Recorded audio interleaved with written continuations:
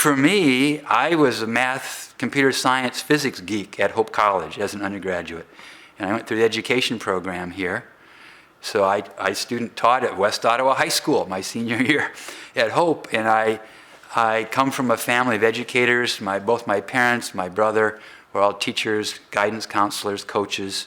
So that, for me, was sort of in my blood, in my family. But it took a while to figure out, for me, where my calling was. It was teaching, but I wasn't sure it was high school teaching and coaching, but you never know till you do it, right? So that's what I did my first year out of Hope. At DeWitt High School, right near Lansing, Michigan, I was a football coach and a high school math teacher.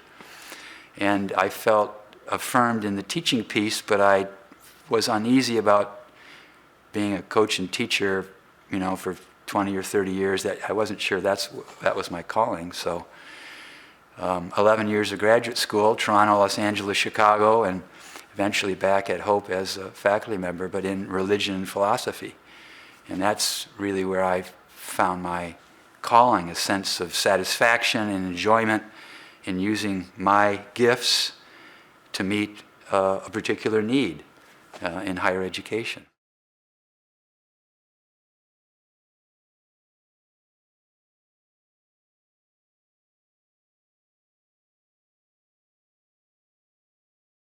I encourage students who often feel like they've taken the wrong path to say, no, that you've tried something and now you know more than you did before.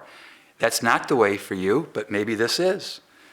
So many paths, they're not sort of straight out of college. I know what my vocation is and that's what I do for the rest of my life. Very few stories are that simple.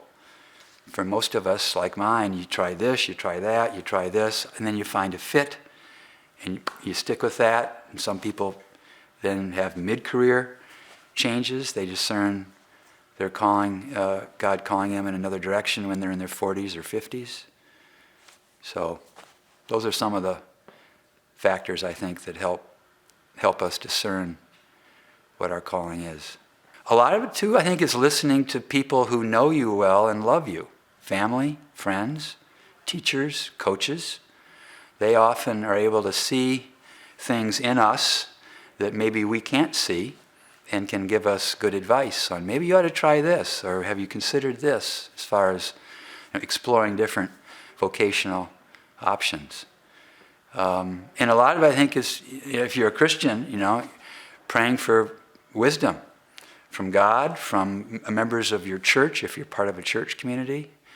Again, we tend to think of these things as kind of individualistic, we Americans anyway, when in fact there's a lot to be gained and learned about discerning one's own vocation in community. Again, a family, group of friends, church community.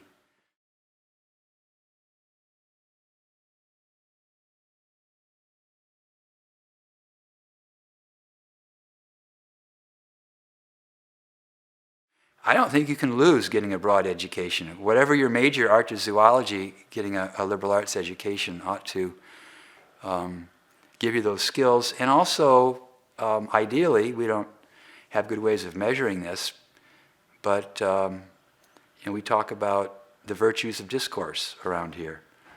In an incredibly politicized culture, how do we have conversations and arguments with people that are respectful and honest, and other virtues that we talk about? How do we form students, not just intellectually provide them knowledge and skills, but form them into people who are courageous and compassionate and wise and other virtues? My most recent book is on ecological virtues. And so that's, I think, part of what happens at good liberal arts colleges. It's not just information and skills, but it's also you're forming people.